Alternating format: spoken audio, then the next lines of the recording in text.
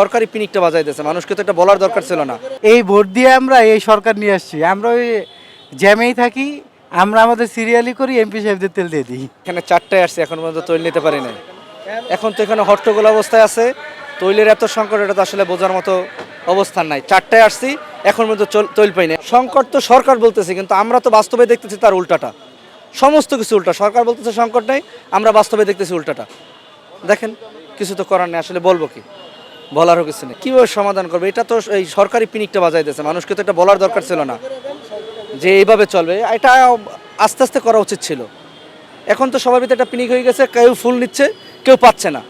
আমরা তো তৈল নিতে না পারলে সংশোধনের কোনায় যেতে পারবো না, আমাদের গাড়িটা অফ হয়ে যাবে, তখন তো বাসায় আমার গাড়ি ধাক্কায় নিতে হবে। এখন এটা আসলে একটা সুষ্ঠু সমাধানের দরকার, কীভাবে করলে বেটার হয়, এটা সরকারে আসলে সুবুদ্ধি হলে সরকারই করবে, আমাদের কিছু বলার নেই। সকালে 6টা বাজে আসছি, আর এই এখন তেল পাইলাম। আর 5 লিটার তেল শেষ হয়ে গেছে, দিছে মাত্র আমার 1500 টাকার তেল।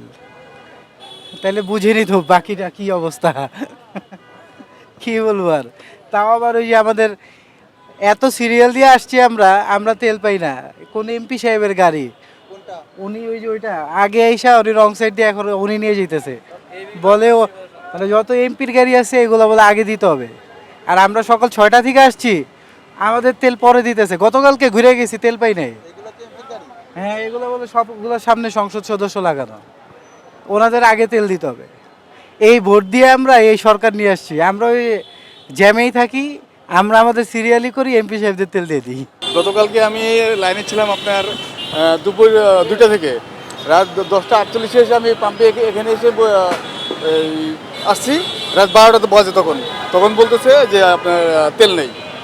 এত ভোগান্তি। এইগুলো কাদের গাড়ি? এগুলো সম্ভবত ভিআইপিদের গাড়ি। ভিআইপিদের গাড়ি। ভিআইপিরা কি আগে পাচ্ছে?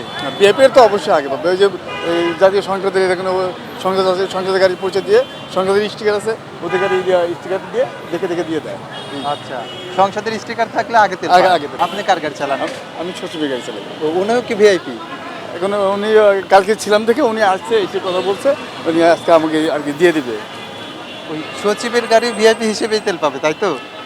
হ্যাঁ, এটা 5টার দিকে আসছি, এখনও মোটরসাইকেলে কোনো তেল ভরতে পারতেছি না।